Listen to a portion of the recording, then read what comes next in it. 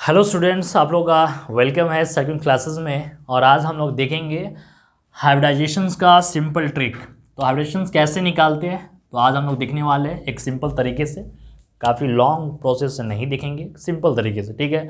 और हाइब्रिडाइजेशंस किसका निकालते हैं ये आपको पता ही होगा, सेंट्रल एटम।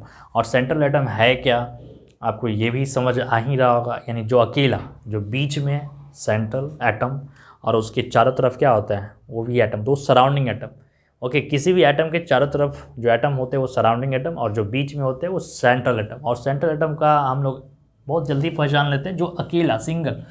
तो आप देख सकते हैं इसमें दोनों में कौन अकेला जो सिंगल है कार्बन, तो इसका हाइब्रिडेशन निकालेंगे। इन दोनों में कौन है सी है, इसमें कौन है नाइट्रोजन, इसमें कौन है अकेला ऑक्सीजन, इसमें कौन है ऑक्सीजन, इसमें आप देख सकते हैं SF6 में सल्फर, इसमें आप देख सकते हैं Cl ना। ये आप समझ रहे हैं ये बात को। तो ये सारे चीज़ को यहाँ पर IF7 में आपको I, BF3 में आप B, NO2 में आप देख रहे हैं N, और NO3 माइनस में आप देख रहे हैं N। तो सारे एग्जाम्पल में आपको ये चीज़ें समझा दिया गया कि सेंट्रल एटम का ही निकालना है। अब ट्रिक क्या है तो आपके सामने ये दिख रहा है H इक्वल टू हाफ और V प्लस MV और A और C। ये है क्या आपको ये समझ होना चाहिए, तभी आप इस ट्रिक का आप यूज़ कर पाएंगे। और ये क्या है मैं आपको समझाता हूँ वन बाई वन करके। सबसे पहले यहाँ पर VE क्या है, वैलेंस इलेक्ट्रॉन। किसका वैलेंस इलेक्ट्रॉन हम लोग निकालते हैं, central atom CA, central atom. आप ध्यान से देखते जाना और इसको नोट डाउन करते रहिएगा, ठीक है। और MV क्या होता है, मोनोवैलेंट। अब मोनोवैलेंट है क्या, बहुत को तो ये भी पता नहीं होगा मोनोवैलेंट है क्या। यानी मोनोवैलेंट उस आप एटम या एलिमेंट को कहते हैं जिनको ऑक्टेट कंप्लीट करने के लिए एक बॉन्ड बनाना पड़े। क्या बनाना पड़े, एक बॉन्ड।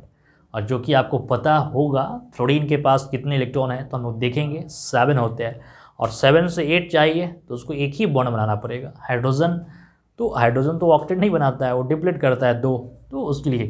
तो ये सब एग्जाम्पल अगर आपको कहीं भी दिखा तो ये मोनोवैलेंट है, हाइड्रोजन, फ्लोरीन, क्लोरीन, ब्रोमीन और आयोडीन, ठीक है। ए का मतलब क्या है, सी का मतलब क्या है, ए का मतलब एनायन, सी का मतलब केटायन। और ये एनायन है क्या तो पता होना चाहिए, एनायन क्या होता है जिस पर नेगेटिव चार्ज, और केटायन क्या है पॉजिटिव चार्ज। ओके, किसी भी मॉलिक्यूल पर आप देख सकते हैं कहीं इसमें दिया हुआ, ये आप देख सकते हैं नेगेटिव चार्ज है, कहीं यहाँ पॉजिटिव चार्ज भी लिखा हुआ। तो ये आपको सारे मैंने समझा दिया। VE क्या है, MV, A और C क्या है, बस। और इस फॉर्मूले को हेल्प से आप नंबर आएगा कैलकुलेट करेंगे तो नंबर 2 से स्टार्ट होगा, 2 आ सकता है, 3 आएगा, 4, 5, 6, 7। और ये टाइप्स ऑफ हाइब्रिडेशन क्या है, हाइब्रिडेशन हम लोग बात करते हैं यहाँ पर ऑर्बिटल्स, और S orbitals, P orbitals, D orbitals. S के कितने ऑर्बिटल्स होते हैं 1, P का कितना होता है 3। तो आप मैक्सिमम देखो P की जगह 3 तक यूज़ किया गया, P3 4, अब P4 नहीं लिखा है, 3 तक नहीं लिखा है क्योंकि P के पास 3 ही ऑर्बिटल्स होते हैं। D 5 होते हैं, तो D का ज़्यादा हमने यूज़ नहीं करना है। अगर 2 आता है देखो SP होगा, 3 आया तो SP2।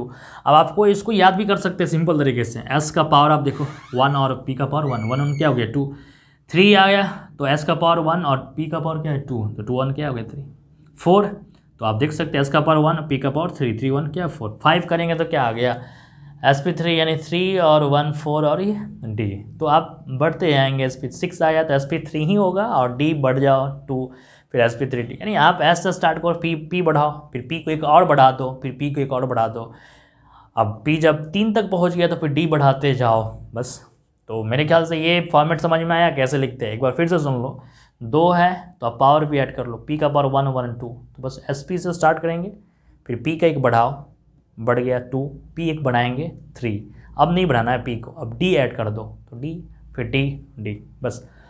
तो अब यहाँ पर हम लोग वैलेंस इलेक्ट्रॉन निकालते हैं। तो वैलेंस इलेक्ट्रॉन से पहले कुछ लाइनें हो जाए, क्योंकि लाइनें आपको लाइनें बना देती है और आपकी लाइफ में काफ़ी इम्पॉर्टेंट होता है, ठीक है। ये सब चलते रहेगा, लेकिन कभी कभी कुछ अलग भी होना चाहिए, है ना।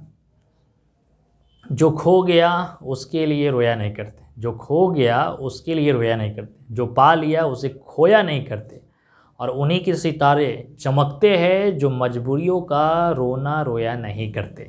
तो मुझे उम्मीद है सभी के पास मजबूरियाँ होती है, दिक्कतें होती है, उस दिक्कते को लेकर वो बैठ जाए तो कभी उसका लाइफ आगे नहीं बढ़ेगा। इसलिए उसको आप सॉल्व करने का एक तरीका ढूंढिए, कैसे वो सॉल्व हो जाए, ठीक है। अब जैसे हाइब्रिडाइजेशन से काफ़ी को दिक्कत होती है, क्या है भाई क्या प्रोसेस, तो इसको आपको सॉल्व करना है ना। अब जैसे ये मैंने समझाया, किसी को नहीं समझ में आ रहा है, आप इसको फिर से देखो, सारे चीज़ को फिर से सुनो, समझ में ज़रूर आएगा। अब हम लोग वैलेंस इलेक्ट्रॉन बात करते हैं। अब वैलेंस इलेक्ट्रॉन आप कैसे किसी का बताएंगे, जैसे boron, carbon, nitrogen, oxygen, fluorine और नियॉन। अब बोरॉन का वैलेंस इलेक्ट्रॉन क्या है, आपको ये पता है। बोरॉन के पास कितने इलेक्ट्रॉन होते हैं, 5। क्या 5 हो जाएगा। तो वैलेंस इलेक्ट्रॉन क्या होते हैं, जो रिएक्शन में इन्वॉल्व होते हैं, है ना, रिएक्शन में इन्वॉल्व, और रिएक्शन में जो लास्ट इलेक्ट्रॉन इन्वॉल्व होते हैं। तो आप एक का याद करो, बाकी का याद हो जाएगा। तो बाकी सब टेंशन लेके बढ़ जाते हैं, इतना कैसे याद होगा। आप एक याद करो बोरॉन का 3, तो बाकी याद नहीं हो जाएगा। 3 है तो ये 4 हो जाएगा, ये 5 हो जाएगा, 6 हो जाएगा, 7 हो जाएगा और ये 8 हो जाएगा।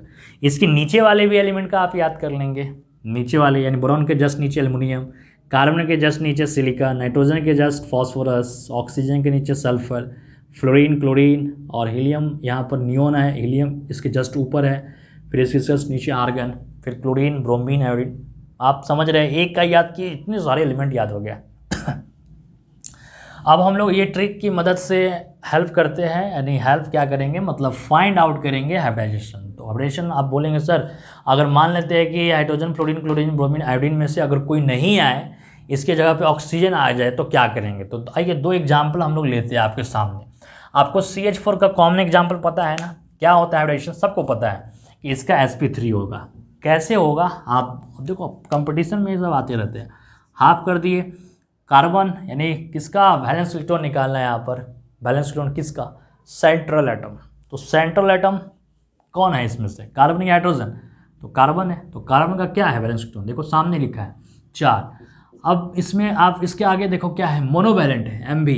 तो क्या इनमें से आ रहा है ये चीज़ें, हाँ मिल रहा है सर, हाइड्रोजन है। तो हाइड्रोजन कितने आ रहे हैं यहाँ पर, 4 आ रहे हैं, 4। एक हाइड्रोजन के लिए क्या लेंगे, 1 नंबर, 4 के लिए कितने लेंगे, 4। तो आप उसके बाद देखो तो कोई नेगेटिव चार्ज, कोई पॉजिटिव चार्ज है इस पर, नहीं है, नहीं है तो आप नहीं लेंगे। तो 4 4 ऐड करेंगे तो ये क्या टोटल क्या आ गया, 4, और 4 आ गया तो क्या आ गया, बस सिंपल, कहाँ आ गया ये sp3। तो देखो कितने आप जल्दी में बना लिए, है ना। ये बहुत काफ़ी इसमें लॉन्ग प्रोसेस होता है, आपने फुल बनाया हुआ सारा चीज़ें, है ना, आपको सिंपल तरीके से आपने। अब जहाँ आपको मोनोवैलेंट नहीं है सर, इसका आप करके देखिए सर, यहाँ पर वो करते हैं यहाँ पर। तो कार्बन यहाँ भी निकालना है हाफ, और कार्बन का यहाँ क्या है आपको पता है 4। अब प्लस ऑक्सीजन यहाँ पर मोनोवैलेंट नहीं है सर, अब क्या करेंगे, अब क्या करेंगे, कुछ भी नहीं करेंगे, बस 0 कर दीजिए, हो गया। यानी ऑक्सीजन मोनोवैलेंट नहीं है तो 0 कर दिए ऑक्सीजन के बदले। ओके, अब बहुत को तो ये समझ आ रहा है कि सर यहाँ ऑक्सीजन लिख दिया है, अरे ऑक्सीजन नहीं है ये, ठीक है। अब इसके बाद देखो ये ए है या सी है, ए या सी, निगेटिव चार्ज है, ये किस में चला जाएगा, ए। निगेटिव चार्ज क्या करेंगे, यहाँ ऐड करेंगे। तो मैथ वाले बच्चे थोड़ा सा आप उल्टा सोचेंगे यहाँ पर, आप मैथ के तरीके से सोचेंगे तो फेल हो जाइएगा। ओके, निगेटिव है तो ऐड कर दिए, 4 to 6 का क्या करेंगे, हाफ करेंगे तो क्या आ गया, 3। बहुत को ये समझ में आ रहा है सर, 4 + 0 + 2, 0 ऐड करेंगे 0 हो जाएगा टोटल, 0 नहीं होगा, दिमाग को अच्छे से रखो। ओके, तो हाफ करेंगे 6, 3 आया तो क्या, 3 के लिए कौन सा लेते हैं, sp2 हो गया। तो ये 2 एग्जाम्पल को फिर से आप बैक करके देखो और वीडियो को पॉज कर दो और अपने से बनाओ आप सही बना रहे हैं या नहीं। नाइट्रोजन का वीडियो को पॉज करो और बनाओ हाफ। अब इसमें वैलेंस इलेक्ट्रॉन हमें लिखना है किसका, सेंट्रल एटम, किसका, सेंट्रल एटम। कौन है सेंट्रल एटम, नाइट्रोजन। और क्या है नाइट्रोजन का यहाँ पर देखो 5 है, तो आपने 5 प्लस किए। और हाइड्रोजन क्या है, ये मोनोवैलेंट है, तो 3 है तो 3 कर दिए, 5 3 8, और 8 का हाफ करेंगे 4, तो क्या आ गया। तो एक एग्जाम्पल ये लेते हैं, इसमें भी कन्फ्यूज़न बहुत को होता है। यहाँ क्या कन्फ्यूज़न होता है, देखो हाफ कर दिए और आई क्या हो गया, अब आई पता ही नहीं चल रहा है किस में है सर, तो फ्लोरीन, क्लोरीन, और ये हुआ ब्रोमीन, और ये हुआ आयोडीन। अब बुझाया आपको, तो आयोडीन आ गया तो 7, अब प्लस। अब मोनोवैलेंट तो बहुत कुछ सोच रहे हैं सर, यहाँ मोनोवैलेंट तो सर फ्लोरीन 7 भी है और आयोडीन भी है। मोनोवैलेंट यहाँ पर केवल सराउंडिंग एटम को लेते हैं, सेंट्रल को नहीं लेंगे। फिर से सुन लो, क्या बोला, सराउंडिंग को सेलेक्ट करते हैं, सेंट्रल को नहीं करेंगे, ठीक है। तो यहाँ पर मोनोवैलेंट बहुत को तो सर 7 ये और 1 ये 8 को लग रहा है। अब क्लियर है ना ये चीज़ें, खाली फ्लोरीन को लेंगे तो 7 7 का आप करेंगे 7, और 7 के लिए लास्ट का क्या नंबर है, sp3 यहाँ समाप्त हो गया, और डी बढ़ा दो, डी यहाँ कितना बढ़ाए कि 7 आ जाए पावर, तो 3 और 1 4, बचा कितना कम 3 बस। तो आप बनाया जाए, आप बनाइए सब। BF3 का भी आप यहाँ कर सकते हैं हाफ। और ये बोरॉन, तो बोरॉन का क्या होगा जी जल्दी, बोरॉन का कहाँ गया, बोरॉन 3 है यहाँ पर, आप प्लस मोनोवैलेंट क्या है 3, 3 3 6 करेंगे 3, और ये क्या आ गया sp2। NO2 माइनस का किया जाए, आप कीजिए हाफ करेंगे, और नाइट्रोजन का क्या हो गया 5 किया जाए, और ऑक्सीजन क्या है मोनोवैलेंट नहीं है, इसके बदले 0, एक निगेटिव है, एक ऐड कर दो 3 आ गया, 5 6 3 हाफ करेंगे तो ये क्या आ गया sp2। NO3 माइनस का भी सेम एज वही काम होगा, कॉपी यही होगा, आप समझ रहे हैं ना बात को। यहाँ भी आप हाफ ही करेंगे, और ऑक्सीजन के बदले एक ही माइनस है, तो इसका भी क्या आ जाएगा, आप इतना तो आप समझ में आ रहा है, ठीक है। HCF2 आते हैं तो हाफ किया, और जेनॉन आया, सर जेनॉन का नहीं पता चल रहा है ना ये चीज़ें, तो कभी कभी नहीं पता चल रहा है तो आप कुछ लाइनें सुन लिया जाए। न थके कभी पैर न कभी हिम्मत हारी है, न थके कभी पैर न कभी हिम्मत हारी है, हौसला है कुछ कर दिखाने का, इसलिए अभी सफ़र जारी है।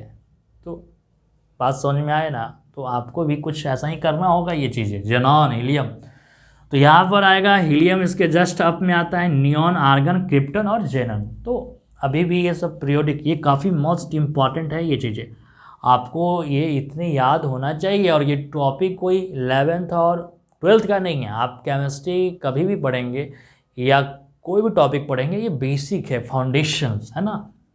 जेनॉन के पास कितने वैलेंस इलेक्ट्रॉन 8, और मोनोवैलेंट 2 है, तो 8 to 10 के 5 में कौन सा आया sp3 एंड d, है ना ये चीज़ें। तो ये वाले पैटर्न को थोड़ा सा समझ लेना है कब क्या होता है। अब SO3 ये तो आपको पता है हाफ, सल्फर का 6, ऑक्सीजन मोनोवैलेंट तो 0, +2 6 to 8 और 4, तो क्या करेंगे यहाँ पर sp3 कर लेंगे, बाकी बनाया जाए। कार्बन यहाँ लेंगे हाफ 4, ऑक्सीजन मोनोवैलेंट 0, और कोई नेगेटिव चार्ज नहीं है कोई पॉजिटिव चार्ज नहीं है, तो 2 आ गया, 2 आया तो क्या हो गया sp। ऑक्सीजन का यहाँ पर बताओ, हाफ ऑक्सीजन का 6 देख लेंगे, ऑक्सीजन आप देखते जाओ उधर 6 है, हाइड्रोजन मोनोवैलेंट है तो 6 to 4, तो क्या हो गया इसका भी देखो हाफ करेंगे, और ये ऑक्सीजन 6 और प्लस मोनोवैलेंट 3 है, और एक प्लस आ रहे हैं, अब यहाँ पर प्लस ऐड नहीं करना माइनस, तो 6 3 9 हो गया, और 9 में से गया 8, और ये भी 4, और sp3 SF6 हाफ करेंगे, सल्फर 6, और फ्लोरीन मोनोवैलेंट है कितने हैं बच्चे 6, तो ये 6 आ गया, और 6 के लिए कौन सा और नंबर लिया गया sp3, इसमें कितने कम है 3 1 4, 2 कम है तो d2, आप देख सकते हैं नंबर मैच कर लो। ClF3 इसमें आप कन्फ्यूज़न नहीं होना चाहिए, क्लोरीन है, क्लोरीन किस फैमिली का आप देखो 7 है ना, balance electron, balance electron total का नहीं निकालना है, टोटल का नहीं बस सेंट्रल का, और फ्लोरीन का क्या है 7, सॉरी फ्लोरीन यहाँ 3 ही है तो 3 ही लेंगे ना, 10 आ गया, आप 5 करेंगे तो ये क्या आ गया sp3, और 3 1 4 1 5 हो गया। तो मुझे उम्मीद है कि आप ये चीज़ें समझ चुके होंगे, तो आपको मैं यहाँ पर थोड़ा सा ये जिगजैग लाइन खींच देते हैं कि आपको ये चीज़ें पता चलेगी कहाँ पर क्या है, ठीक है। तो आपको अब समझ में आ ही रहा होगा, इस पर जिगजैग लाइन हम खींच देते हैं कि जिससे आपको थोड़ा सा पता चले कि कहाँ पर सर ने क्या लिखा, बाकी चीज़ें आपको समझ आ ही रहा है।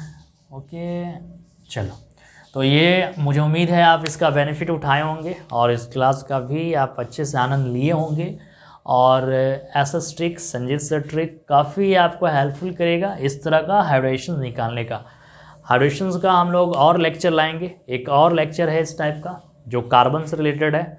ओके, कार्बन के केसेस में अलग तरीके से देखते हैं कैसे हम लोग बात करेंगे। तो ये ट्रिक आपको इस तरह का कंपाउंड के लिए है, ठीक है, इस तरह कंपाउंड के लिए। और कहीं भी इसमें दिक्कत अगर आया हो तो आप कमेंट करो यहाँ पर। आपको अगर इसके अलावा कोई टॉपिक का अगर शॉर्टकट ट्रिक चाहिए, हम लोग MOT के ला रहे सब चीज़, जिसको चाहिए आप कमेंट करो, बताओ सर हमको ये ट्रिक चाहिए, ऐसे ट्रिक चाहिए, लोन पेयर आप है ना बॉन्डिंग कैसे बनाते हो, सब आ रहा है लेक्चर शॉर्ट ट्रिक में।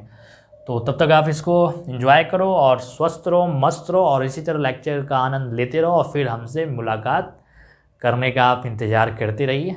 तब तक के लिए धन्यवाद। Thank you.